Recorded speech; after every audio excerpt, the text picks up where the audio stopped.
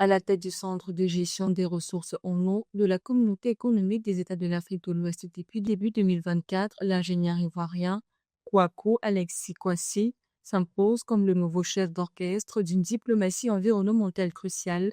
pour la stabilité de la région. Diplômé de l'Institut national polytechnique Félix Houphouët-Boigny de Yamoussoukro, sa mission est titanesque: coordonner la gouvernance de 25 bassins fluviaux transfrontaliers partagés par les 15 États membres de la CEDEAO. Pour ce manager moderne, l'eau n'est plus un simple enjeu d'assainissement, mais le moteur invisible du développement économique et de la paix régionale. Aujourd'hui, la question de la gestion intégrée des ressources en eau est plus que fondamentale. Et cette gestion permet effectivement de créer le lien entre l'eau et bien d'autres domaines,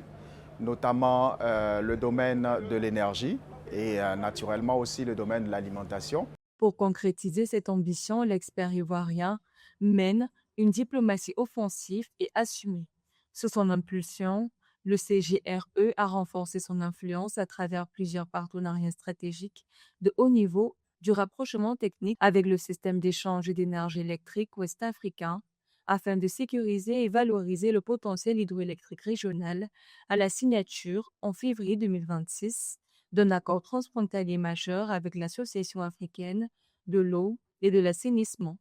D'ailleurs, cette alliance répond à une urgence continentale critique: mobiliser une partie de 40 milliards de dollars d'investissement annuel nécessaires pour apporter des solutions concrètes aux 400 millions d'Africains privés d'accès à l'eau potable. La participation du Centre de gestion des ressources en eau de la CEDEAO déjà est pour remettre le centre en contact avec les acteurs du secteur de l'énergie durable et puis mettre aussi à disposition de ces acteurs la politique régionale des ressources en eau de l'Afrique de l'Ouest qui leur demande en tant qu'acteurs de développer suffisamment d'investissements dans ce secteur, notamment en bâtissant des infrastructures de ressources en eau. D'après l'ingénieur ivoirien Kouakou Alexis Kwasi, l'enjeu de l'horizon 2030 est immense: inverser la tendance actuelle alors que plus de 155 millions d'habitants de la sous-région souffrent encore d'un déficit d'accès chronique à l'eau potable, ce qui engendre des pertes économiques directes pouvant atteindre 2% à 5% du PIB annuel de plusieurs pays membres. En matière donc de ressources en eau, les défis majeurs qu'il faut relever très rapidement, c'est déjà d'avoir une bonne connaissance de la ressource, donc des ressources en eau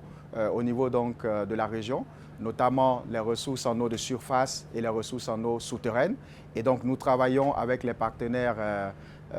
au développement et les partenaires techniques et financiers pour travailler sur ce point-là, pour avoir suffisamment de connaissances de toute la ressource en eau au niveau de l'Afrique de l'Ouest. Selon les rapports du programme commun OMS-UNICEF, à peine 31% de la population d'Afrique subsaharienne bénéficie d'un accès géré en toute sécurité, tandis que 14% des habitants doivent consacrer plus de 30 minutes par jour à la collecte de l'eau.